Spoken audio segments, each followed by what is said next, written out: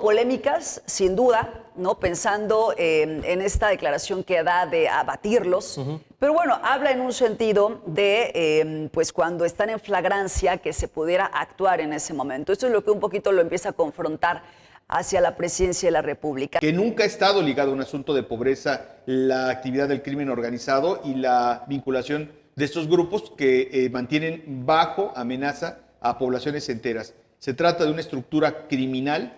Y por primera vez, en lo que va del sexenio, doctora, lo pongo en la mesa como distintos temas, veo a un gobierno federal que realmente dejó de tener el control completamente de la agenda. Panorama 360. Un análisis desde todos los ángulos. ¿Qué tal, amigas, amigos? Muy buenas noches, buenas tardes. Gracias por acompañarnos en un capítulo más de Panorama 360, esta mesa de opinión con un análisis desde todos los ángulos. Como cada tarde y noche de miércoles, para mí es un verdadero placer y privilegio presentar a quienes forman parte de esta mesa de opinión, mi compañera, colega y amiga, profesora investigadora de la UAM, doctora Michelle Onofre. Buenas noches. ¿Qué tal, Héctor? Muy buenas noches. Siempre pues un gusto estar en esta mesa de análisis. Gracias, doctora. También, por supuesto, darle la bienvenida y presentar a mi compañero, colega y amigo Pedro Tonantzin. Pedro, buenas noches. Bienvenido. ¿Qué tal? Muy buena noche. Muchas gracias por permitirme estar en esta mesa. Gracias, Pedro. Hoy, obviamente, me parece que la agenda no podía ser distinta. Opino que la situación actual del país, con lo que ocurrió en Michoacán, con el asesinato del alcalde de Uruapan, Carlos Alberto Manso Rodríguez, me parece que, doctora Pedro, no habíamos estado en una situación social similar, así lo percibo, desde el sexenio de Andrés Manuel López Obrador. No hubo un hecho criminal, violento, que movilizara, que encendiera el ánimo social en el sexenio de López Obrador y en lo que va de Claudia Sheinbaum como este. Si me permiten hacer el comparativo en términos de impacto social, me parece que este podría ser bien el Ayotzinapa del sexenio de Claudia Sheinbaum, no sé si es la gravedad, la magnitud, digamos. No, las condiciones. Sino por la respuesta social que se viene y por primera vez en lo que va del sexenio, doctora, lo pongo en la mesa como distintos temas, veo a un gobierno federal que realmente dejó de tener el control completamente de la agenda y hoy pues está en busca justamente de atender institucionalmente y mediáticamente esta, para mí, crisis de gobernabilidad en el país. Y bueno, derivado, doctora, de un hecho que me parece lamentable y aprovecho para condenarlo, para decir que como mexicano me dolió, me impacta mucho, como no habían ocurrido hechos así, insisto, anteriormente en el tiempo reciente, el homicidio de Carlos Alberto Manso Rodríguez, doctora. Estamos ante un homicidio que pues ha generado un muy alto impacto. Yo quiero primero, antes de pasar como al análisis tanto de la respuesta del gobierno, de todo lo que tiene que venir en Michoacán y demás, referirme específicamente al perfil de Carlos Manso. Estamos hablando de una persona joven, una persona que inspiraba confianza, pero además que pues podríamos decir que tenía sin duda un futuro político muy importante en nuestro país. Yo creo que lo que ha logrado Carlos Manso pues tiene que ver con recolectar de pronto todo ese enojo que tenemos en la sociedad en contra pues de los criminales, en contra de las personas que todos los días nos roban la paz en nuestra sociedad. Ojo, insisto, ese enojo es precisamente en contra de los criminales que nos han arrebatado esa paz durante muchos años. Carlos Manso fue una persona que pues tenía una visión de generar un cambio. Fíjate, ¿no, Héctor, Pedro? Una persona que pues iba al frente de los operativos. Estamos hablando de un servidor público ejemplar, un servidor público que sí se dedica a servir, de esos que muy pocos desafortunadamente existen en nuestro país, ¿no? Una persona que se ponía el chaleco antibalas, que iba al frente y podríamos decir, oye, a ver, municipio, no te toca a ti los temas de delincuencia organizada, no tienes posibilidad de enfrentar realmente a la delincuencia organizada, ¿no? Y entonces, porque además pues, no tiene una preparación policial. Sin embargo, yo retomo de muchas entrevistas que él dio, quizá pues de las que tuvieron más énfasis por la duración y demás de las que él hizo la misma de la Micha, cuando él dice, es que yo voy porque quiero contagiar a partir de mi convicción, ¿no? Soy una persona que nunca va a pactar con la delincuencia, pero que a partir de la convicción, él trataba entonces de que su mensaje permeara entre sus compañeros. Estamos en un país en donde es muy difícil que confiemos en las policías, ¿no? En donde constantemente señalamos a nuestra policía. Y él lo que hizo en su municipio fue dignificar totalmente la labor de prevención del delito. Es el que más estuvo impulsando económicamente a la policía, ¿no? O sea, cuando decimos dignificar es pensar en que tengan pues mejores recursos económicos, materiales, ¿no? El tema de las mismas patrullas blindadas, o sea, una persona con una visión real de que nos pudiéramos reconciliar con esa policía que desafortunadamente pues en muchos lugares existe pues este enfrentamiento, ¿no? Entre la misma sociedad y malver a los policías. Desafortunadamente, lo que vimos pues el pasado fin de semana es muy trágico, porque estamos hablando también de una persona que pues fundó este movimiento del sombrero que iba creciendo cada vez más, ¿no? Que en su tiempo como diputado de Movimiento Regeneración Nacional hizo críticas severas, incluso al mismo Felipe Calderón. Y que después, esto pues también pone en boga un poquito el tema de las encuestas de Morena, ¿no? Porque pues no te puedes explicar que no haya pasado la encuesta de Morena y que luego el señor haya avasallado su elección con más del 70% como candidato independiente, ¿no? Fue uno de los candidatos independientes que llegaron, pero esto se hizo acompañar también de un movimiento que pues afortunadamente estaba generando entre la sociedad michoacana, en Uruapan específicamente, el que la gente pensara que sí se podía, que sí podían salir adelante, que sí se podía pacificar al país. Tuvo polémicas, sin duda, ¿no? Pensando en esta declaración que da de abatirlos, pero bueno, habla en un sentido de, pues cuando están en flagrancia, que se pudiera actuar en ese momento. Esto es lo que un poquito lo empieza a confrontar hacia la presidencia de la República. Sin embargo, y sí quisiera ser muy enfática, Carlos Manzo era una persona que creía en el Estado de Derecho. Era una persona que se dirigía, por eso pues era una autoridad, ¿no? Si fuera una persona que confiara en autodefensas o que tuviera otras estrategias, no se hubiera lanzado como primero diputado y después presidente municipal. Y tuvo además otros cargos, porque era una persona muy crítica, de esas que pues se requieren en la política, ¿no? De esas personas sinceras y sobre todo que conectan con la gente. Gracias, doctora. A mí me parece que esta descripción que hace, y gracias por presentarla, para tener una referencia común de lo que era este funcionario público, yo creo que impacta tanto en el ánimo de los mexicanos porque, doctora, aquí lo hemos dicho en nuestros espacios informativos, uno de los reclamos de la gente en materia de seguridad es hagan algo. La gente ni siquiera me parece que está planteando dar resultados en términos de estrategia y contundencia en el corto tiempo, pero haz algo. Me parece que la queja y el malestar, el dolor de la población mexicana es la indolencia, indiferencia, ineficiencia de nuestras autoridades. Cuando, ante un hecho delictivo, el 99% de los alcaldes dicen es que nuestra policía no es suficiente, no tiene armas, es fuero federal. Creo que la población en México está cansada de escuchar excusas en todos los ámbitos, pero particularmente en seguridad pública. En términos de cuando es autoridad federal, escuchar decir a autoridades como la Presidenta de la República, como el propio expresidente López Obrador, que esto que estamos viviendo es cosa del pasado. Nos queda claro. Me parece que en términos de nuestro país, los mexicanos y las mexicanas sabemos que esta crisis de seguridad inició en el sexenio de Felipe Calderón con la guerra. Me queda claro que el responsable de esta ola de violencia es Felipe Calderón. Pero me parece que como sociedad, después de tantos años de estos sexenios, estamos cansados de escuchar excusas. Resulta que cuando conocemos a nivel nacional un alcalde que no le importa si es o no su atribución, si los policías tienen o no, que además trabaja para que sí lo tengan, pero que no se excusa en términos legales o de capacitación o de a quién le toca, y encabeza operativos que de verdad uno dice, uno quisiera ver a sus alcaldes, a sus alcaldesas, a sus gobernantes, encabezando las labores de administración. Y en a este ese caso, mismo gobernador impresentable de Michoacán. Quisiera uno verlo en esas actitudes. Me parece que duele tanto porque este alcalde, Carlos Manzo, estaba generando o diciéndonos que la vela sigue encendida, que hay una esperanza.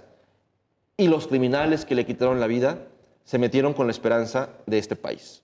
Y por eso duele tanto y por eso la reacción es de esta magnitud, porque alcalde de un municipio en Michoacán nos había dado la esperanza de que había una forma distinta de hacer las cosas y particularmente de enfrentar la crisis de inseguridad. Insisto, si iba o no a dar resultados, me parece que es un análisis que toca a los especialistas, a las autoridades en un marco jurídico y demás. Pero en términos de esperanza, de ver que hay una forma distinta de hacer las cosas sin excusas, cuando lo matan, el ataque fue contra esa esperanza de la sociedad mexicana. Por eso me parece que hay este dolor en la sociedad mexicana, esta respuesta de la clase política, de la clase empresarial y también, por supuesto, del partido del gobierno que hoy se enfrenta a una crisis. Te dejo ahí, Pedro, pero nada más decir una cosa.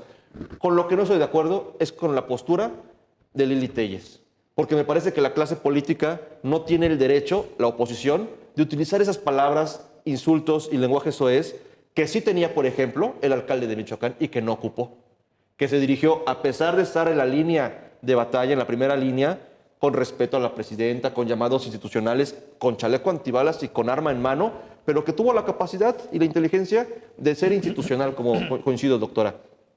Bueno, en algún momento sí se refirió al gobernador como un secuestrador y como jefe de la... Y me parece que con todo el derecho de hacerlo, porque estás en la línea. Pero una opositora política que viene del tema mediático, como Lili Téllez, que lo voy a plantear aquí, ¿qué ha hecho ella por la seguridad de los mexicanos? Andar pidiendo que haya intervencionismo. Yo creo que estamos justo, Héctor, entre una posición de altura, de diferencias, frente a una oposición rastrera.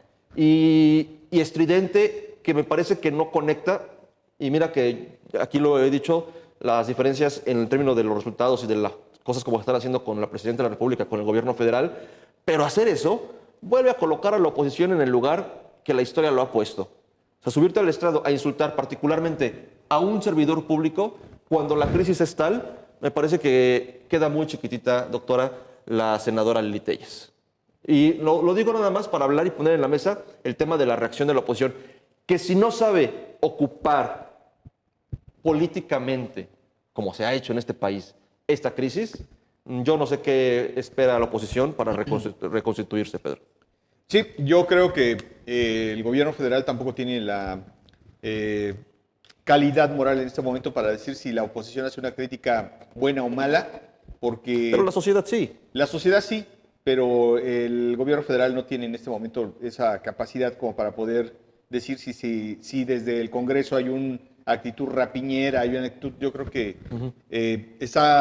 lo que urge es que dé resultados, lo que urge es que haya una intervención y lo que está ofreciendo la presidenta cuando anuncia este cuarto programa en 19 años que se va a aplicar en Michoacán, pues es más de lo mismo. Y es que yo insisto, ella sigue viviendo en Morenolandia, donde las cosas se van a solucionar, como dicen ellos, buscando las raíces de esto, cuando en realidad pues la está buscando en otro lado donde no es. La realidad de este país es que hay una narcopolítica, que no se trata de un asunto de pobreza, que nunca ha estado ligado a un asunto de pobreza la actividad del crimen organizado y la vinculación de estos grupos que mantienen bajo amenaza a poblaciones enteras. Se trata de una estructura criminal de muy alto perfil, con muchísimos medios económicos para poder mantener a la sociedad bajo terror y que está en muchos casos, como se ha identificado en el caso de Tabasco y también en Michoacán, ligada íntimamente a los grupos de poder, empresarios, a políticos, en fin, que es una estructura que se tiene que perseguir desde el gobierno federal. Y mira, yo quisiera pensar que van a actuar, pero yo creo que después de todo lo que hemos visto y de las declaraciones que se han hecho, es que no va a haber una actuación, pero... Que se diluya. También, mucho cuidado con lo que está ocurriendo, porque ya la NBC publicó un reportaje donde no está diciendo que la CIA va a intervenir. O sea, no dice que hay probabilidad o que se está preparando para intervenir, sino que ya ha revelado que hay planes de intervención. Y entiendo que los primeros planes implica un combate con drones a los grupos del crimen organizado. ¿Le va a pedir permiso a México? No le va a pedir permiso a México. No le va a avisar, ya lo adelantó la NBC y me parece que ante lo que estamos es la probabilidad de una intervención ¿Te parece que eso es lo que sigue ya? A mí me parece que es lo que sigue. Ante, también, hay que decirlo, una inoperatividad, ineficacia e ineficiencia y un no querer voltear a ver exactamente hacia dónde está el problema. ¿Qué es lo que hacía Carlos Manso todos los días? Lo que nadie quiere hacer, ver exactamente dónde estaba el problema. Y cada vez que observaba algo, lo divulgaba y lo hacía público y hacía que los mexicanos estuviéramos conscientes y lográramos de alguna manera visualizar cómo es que se estaban presentando los problemas cotidianos de inseguridad. Eso es lo que hacía Carlos Manso y eso es justamente lo que el gobierno o que los grupos delictivos siempre quieren, ocultar la realidad de lo que está ocurriendo en las localidades y vender otra imagen de lo que ocurre. Digo, eso es lo que les incomodaba de Carlos Manso y esa fue la situación del grupo delictivo que mandó a asesinarlo. Lo que quería era seguir manteniendo pues bajo el yugo. Sí, era un poco el tema del asunto de mostrar, insisto, lo que yo planteaba, una forma distinta de hacer las cosas. Y cuando en primera instancia, quiero poner otro tema en la mesa que tiene que ver con esto, se da a conocer que matan al alcalde en este evento en el contexto de Día de Muertos, lo primero que pensé fue, ¿por qué no tenía seguridad? Cuando aquí en Morelos, lo hemos dicho acá, tenemos a 2 morenistas que cuentan con una escolta de 12, 15 elementos de la Guardia Nacional. Cuando Pedro lo has planteado, no tiene ningún tema, por lo menos públicamente, de amenaza. Y ahí me dio mucho coraje enterarme de que habían matado, primero agredido al alcalde y después que había fallecido. Pero luego, doctora, se revela que tenía una escolta de 12 elementos de la Guardia Nacional. 14, ¿no? 14. También eso pone en entredicho o nos hace cuestionarnos, si coinciden lo pongo en la mesa, la eficiencia de nuestros guardias nacionales para garantizar la seguridad de un objetivo particular, prioritario, que en este caso es el alcalde. Yo diría Gracias, que el plan que ha enviado la presidenta Claudia Sheinbaum es un plan para administrar la desgracia. Es lo único que creo que va a hacer. Como decía Javier Sicilia, para administrar el infierno. Para administrar el infierno, para a veces hacer parecer que pudiera haber una acción notoria, pero manteniendo a los grupos de crimen organizado funcionales en esa región. Y eso es lo que la gente ya no quiere. Y eso es justamente cuando vemos a un Bukele que efectivamente, o veíamos a un alcalde, Carlos Manso, con toda la intención de combatir frontalmente, era terminar o reducir al mínimo las expresiones del crimen organizado. Y eso es lo que en este plan no estamos viendo. Hemos visto no solamente el fracaso de la política morenista en torno al crimen organizado en Michoacán, que, insisto, va el cuarto. La guerra comenzó allá en el 2011. Hoy estaría cumpliendo alrededor de 19 años. Antes del 2011, ¿no? Porque Beltrán fue batido en el 2009. Sí, estaría cumpliendo 20 años que comenzó este conflicto en la región de Tierra Caliente, en Michoacán, donde tuvo, digamos que, la mayor presencia de grupos criminales y, bueno, después se extendió prácticamente en todo el estado. En Sinaloa, ¿cuánto lleva? 10 de diciembre del 2006 fue la declaratoria de guerra contra el crimen organizado. En Apatzingán básicamente se centró los operativos. ¿Cuánto lleva la guerra en Sinaloa? Empezó en septiembre del 2024, acaba de cumplir un año. ¿Qué han logrado? No, yo creo que ahí sí hay varios datos. Justo incluso hubo operativos también el fin de semana. O sea, insuficientes, sí, la guerra continúa. Claro, pero tampoco puedes decir que... Yo creo que sí hay un cambio sustancial en cuanto a las estrategias. Diría incluso que en el caso del gobierno federal, o sea, yo no sé si va a tener éxito porque pues justo hemos visto 20 años en donde desafortunadamente no ha ocurrido, ¿no? Tanto Felipe Calderón con la guerra como las autodefensas de Enrique Peña Nieto, tanto los abrazos y no balazos del presidente López Obrador, pero sí creo que en este momento pues se están tratando de afinar muchas cosas, porque además esa es la principal, a diferencia quizá de los anteriores sexenios, pensando en el de Peña Nieto y en el de López Obrador, en donde la apuesta no era un tema de seguridad, ¿no? La apuesta estaba tema de las causas, programas sociales, o sea, el cómo, bueno, obviamente el foco del sexenio pasado es el tema de la pobreza, pero hoy sí creo que la presidenta, de acuerdo con los mismos datos que ha ido mostrando, pues sí está implementando una estrategia muy diferenciada. Entonces, yo sí esperaría que en los próximos meses se puedan empezar a ver algunos resultados. Ahora, sí va a depender también, tiene un pésimo gobierno estatal, sin respuesta alguna, muy señalado incluso, ¿no? Que genera en este momento mucha desconfianza entre la gente, sí. Y tiene varios municipios que tienen las mismas problemáticas. Lo que habíamos visto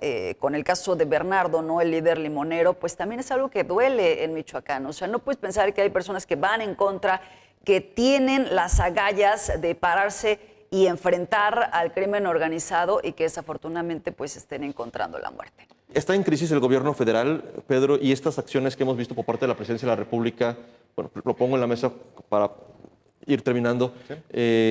Esto que se señala como un montaje, esta intención de la presidenta de, bueno, no intención porque lo hizo, de salir y caminar como si nada, de la nada, de pronto, una tarde de martes, por el centro histórico de la Ciudad de México, donde incluso, como sea, en el contexto que sea, un hombre la manoseó, la acosó, la violentó, es parte de esta crisis, de esta respuesta que no encuentra todavía forma por parte del gobierno federal. Y parte de una estrategia que una y otra vez ha estado realizando justamente el gobierno, de los gobiernos morenistas principalmente, con el propósito de cambiar el sentido de la discusión. ¿Qué es lo que ocurre o qué es lo que ha estado ocurriendo? Una discusión mediática o una conversación digital que ha ganado los espacios, el repudio de Morena, de su partido, y el repudio incluso de la propia presidenta. Es decir, yo creo que hay una medición que está preocupando a los estrategas,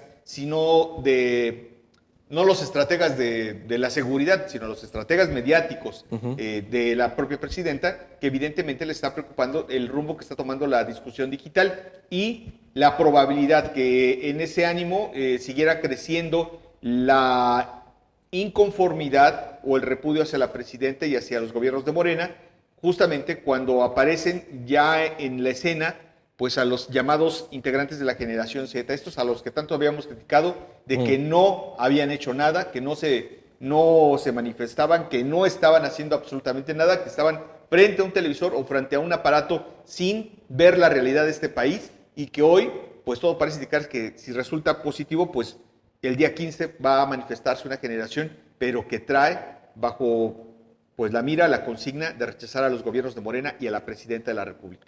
Israel, doctora, sí hay una movilización, considera, con la información que tenemos disponible hasta ahora, de jóvenes de esa generación organizándose para salir a la escena pública y protestar. Yo creo que hemos visto incluso durante estos días que pues existe el descontento, ¿no? Pero bueno, pues vamos a esperar el caso. Yo quisiera mencionar, no me voy a referir porque pues cualquier persona que sea víctima de cualquier circunstancia, pues tenemos que respetar en esos términos. No tendría yo ningún elemento como para cuestionar si la veracidad incluso de lo que sucedió. Por el contrario, creo que las mujeres, efectivamente, pues por supuesto que tenemos que condenar este tipo de acciones. Y de pronto el llevarlo pues a una mesa en donde se intente cuestionar si pasó o no, cuidado con los temas de revictimización, creo que sería muy importante. Y por otra parte, me quisiera referir por último a la oposición. Yo creo que lo que están haciendo es muy desafortunado, ¿no? Es prácticamente la necropolítica. Es absolutamente válido, legítimo, de verdad que es una muerte, un asesinato terrible, pero lo que está haciendo la oposición pues no va a funcionar tampoco, porque resulta hasta patético, ¿no? Ver a gente como Salinas Pliego de pronto con el sombrero. Otra vez, o sea, necesitamos altura para que se pueda avanzar en los temas que interesan al país, ¿no? Y también la oposición pues tiene que empezar a considerar esa altura. ¿Los muertos de ese sexenio son los muertos de Claudia Sheinbaum? ¿Los asesinados? Pues obviamente los que ocurren, van 10 alcaldes asesinados en lo que... ¿Son los alcaldes asesinados de Claudia Sheinbaum? Pues sí, y tendría que responder justamente por esa situación. Yo creo que, si bien es cierto, de repente pensamos que se está haciendo algo, el gran problema es que lo estamos comparando con la nada.